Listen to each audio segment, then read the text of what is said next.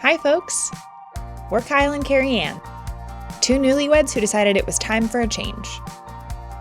So in the fall of 2024, we quit our jobs. This is one of the craziest things we've ever done. Stuffed our lives into a storage unit. Here it is. We got it up. And hopped on a plane to Southeast Asia. I'm kind of nervous. I'm excited. I'm so excited. We're considering it an adult gap year. Part honeymoon, part an opportunity to figure out what we're actually doing with our lives. I'm experiencing my biggest fear.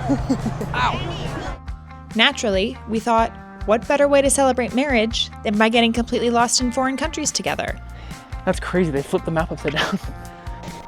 We might be a little bit lost. So, here we are, with a camera,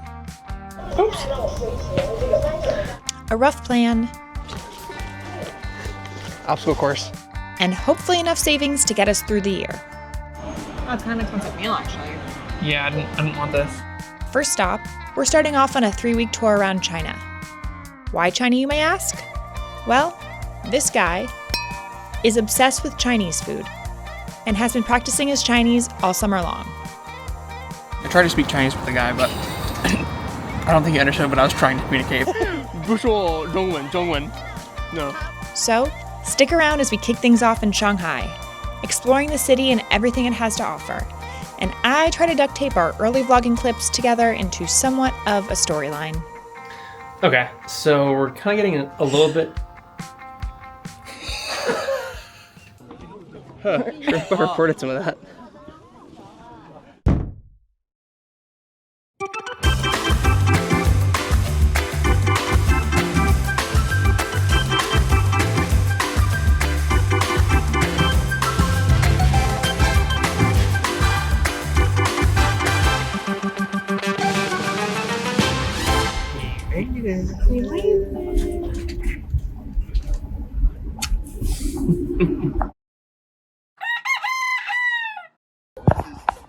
Good morning.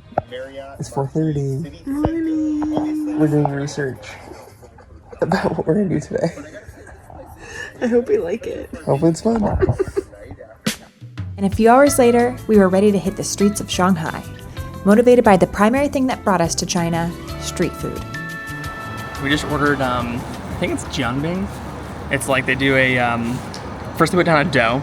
It was really cool to see him like take it out and like rub it on the thing. I thought it was like a liquid dough, but it ended up being like really starchy. So he basically just smeared it across the grill and like took off the excess, which was cool.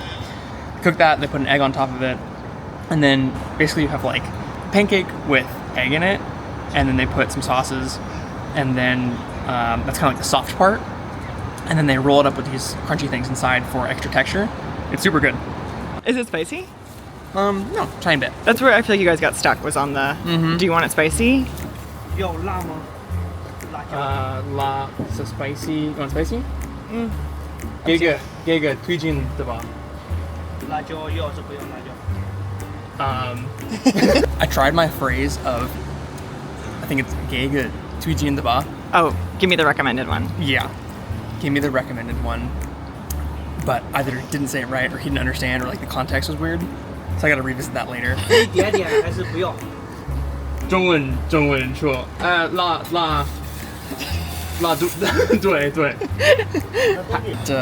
I understood that he's saying spicy. 辣。对。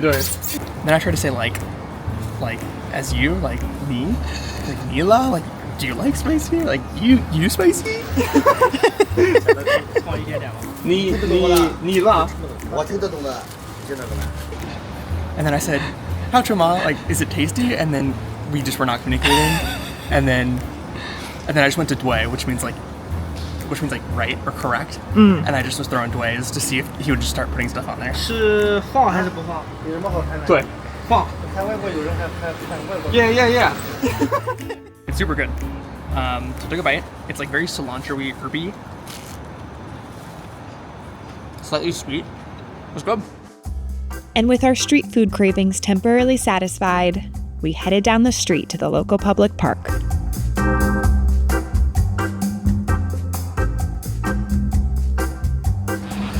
Okay, we're walking through People's Square, People's Park, we think.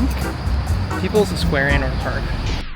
Hey, it's editing me from the future. I'm just hopping in because I realized that we have no idea where we are in this footage. And so I thought I could provide a little bit of context, maybe some history, and make this segment a bit more interesting. So let's do it.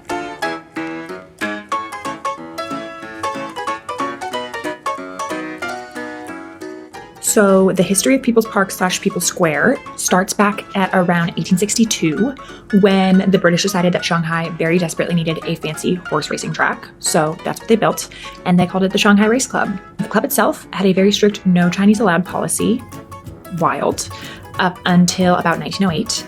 And that's when they started to let Chinese folks join, but strictly as honorary members. The place itself was a pretty big gambling hotspot.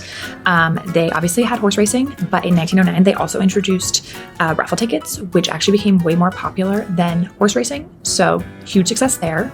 Later on in the 20th century, things hit a little bit of a hurdle. First one being the Second Sino-Japanese War, second being the Chinese Civil War.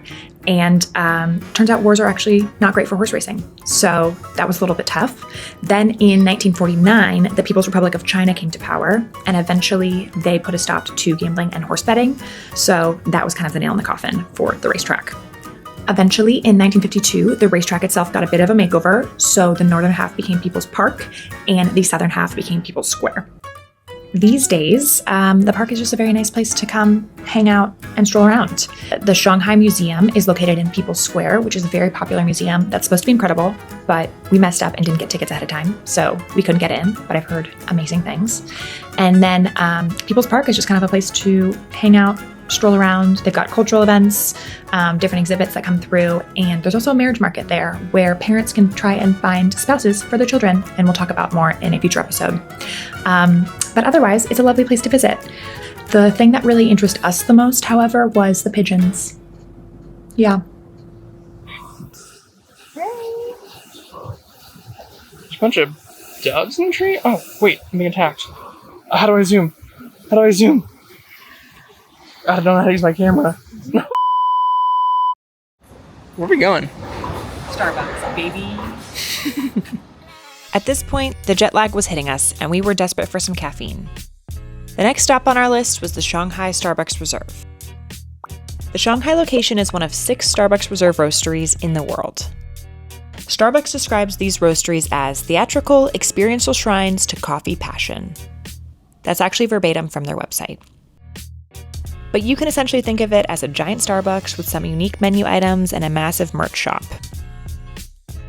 So we thought to ourselves, when in Rome, better give it a try. Well, so we're at the Starbucks Reserve, and one of the employees walked up to us and said, "Oh, there's a brunch set."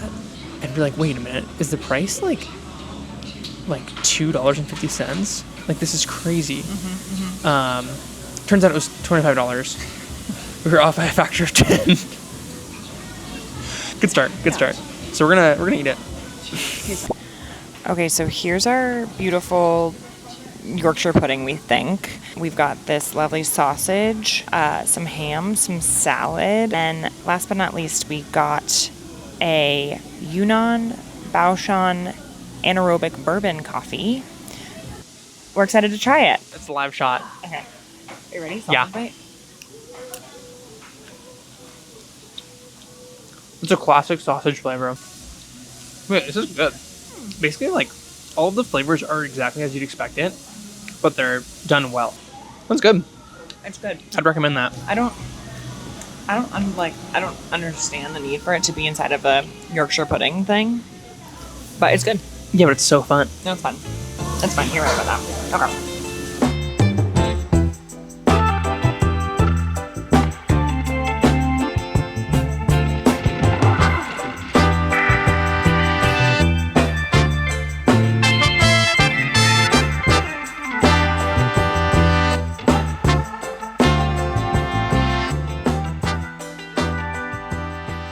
Okay, so we just made it to, the train stop was Yuyuan Garden, and we just got off and walked down a little bit, and I think there's a historical place called Yu Garden over here, and there's a bunch of like walking streets, so we're gonna go check that out, see how that goes.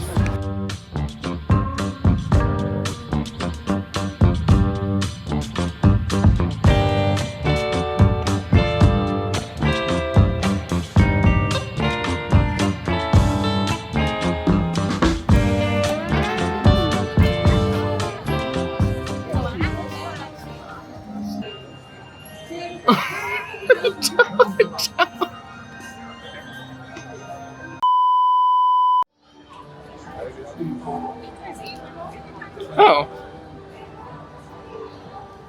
Oh. He's got a shumai. I don't know what this is. Hey, it's me again.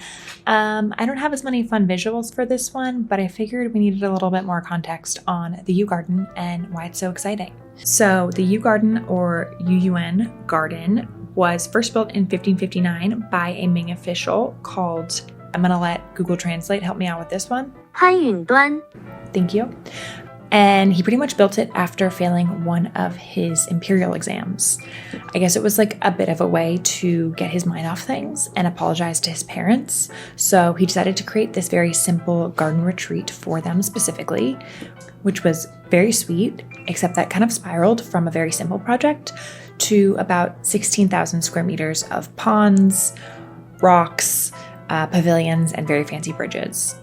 He also named the garden Yuyuan, which means pleasing and satisfying to one's parents. So obviously he must have been the favorite child. Pan spent over 20 years building the garden into one of the most prestigious and largest in Shanghai, but unfortunately he spent so much money on it that he ended up ruining his family finances. So, goals. Then, over the years, the garden traded hands multiple times, and wars, revolts, just general wear and tear kind of took their toll on the garden. Thankfully, it was restored multiple times, and eventually, fast forward to 1982, it was declared a national monument. So today, the garden itself is a bustling tourist magnet. It's surrounded by the Yuyuan Bazaar, which has tons of shops, souvenirs, and food stalls. Great place to try some street food. And the garden itself is beautiful. You can hop in there, kind of wander around it, see some classical Chinese architecture, different ancient trees, kind of all the water features it has to offer. And we really enjoyed it. I would say one thing to just be aware of is it beautiful? Yes. Is it kind of chaotic and crowded? Also yes. So don't expect it to be this like very serene retreat as you may have seen in pictures. You're probably gonna run into a couple selfie sticks. And by run into, I mean get hit in the head by a couple, but it's part of the adventure. A few hours later, we knew we wanted a Shanghainese classic for dinner, Xiaolongbao.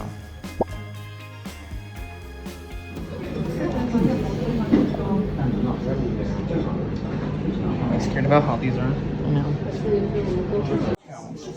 I think this is the crab roe and pork xiaolongbao. It's pretty good. The texture is like slightly grainy, which I assume is from the crab roe. It doesn't taste like overly crabby or like seafood, right? Okay, guys, we said that we gave a review of the Xiaolongbao that we had, and we said that you like couldn't really taste the crab flavor, just the texture. To be fair, I said I could taste crab flavor. It's kind of like a savory. Yeah. Definitely a little bit porky. I feel like it's a light crab flavor, but not like seafood. Yeah. It's because we didn't get the crab one. We took on video was not the crab one. It was the normal pork and shrimp. Yeah. I wouldn't be able to identify it if I wasn't told what it was. Besides maybe the texture. Overall, pretty good. Good textures. Good wrapper. Thickness. It contained all the soup. That was nice. Nicely done. They didn't have ginger, and the vinegar they had was very light. It wasn't like a dark black vinegar. So I could have used that, which would have been good.